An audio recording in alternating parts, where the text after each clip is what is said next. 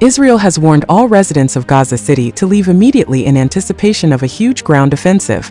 The military's Arabic spokesman told as many as 1 million Palestinians living in Gaza's biggest urban center to evacuate southwards. Remaining in the area is extremely dangerous, he said.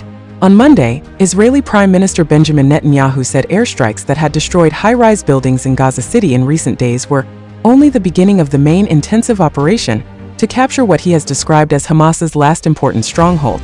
Hamas said his remarks amounted to a public demonstration of a fully fledged crime of forced displacement. Israel's plan to conquer Gaza City has also brought international criticism.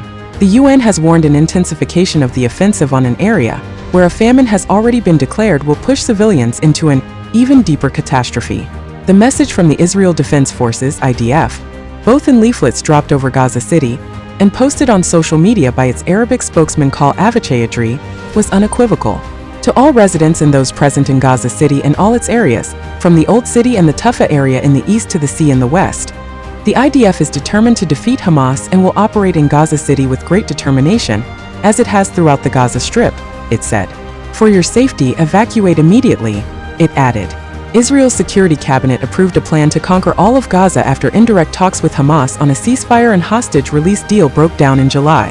The IDF has been told to defeat Hamas after 23 months of war and return the 48 hostages still held by the armed group, of whom 20 are still believed to be alive. In recent weeks, Israeli air and ground attacks on Gaza City have been intensifying. Overnight, there were further airstrikes on buildings the IDF said were being used by Hamas to launch attacks against its troops.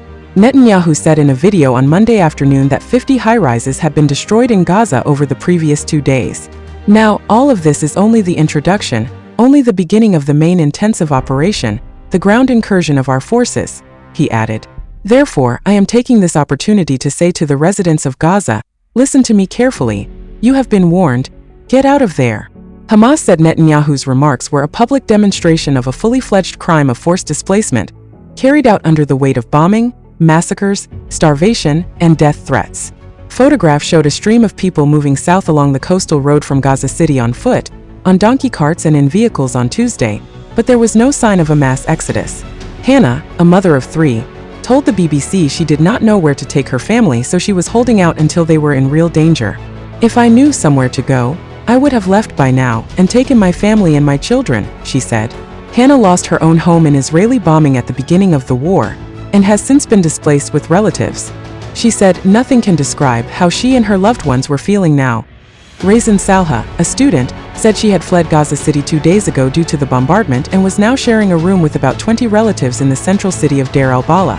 We moved by car at a price of $375, £276. Not everyone was displaced. There are still people in Gaza City because they haven't got any place to go or there is no transportation at a suitable price, she told the BBC in a voice note. Raisin said the instability and homelessness had left her very, very tired, adding, I've lost my hope.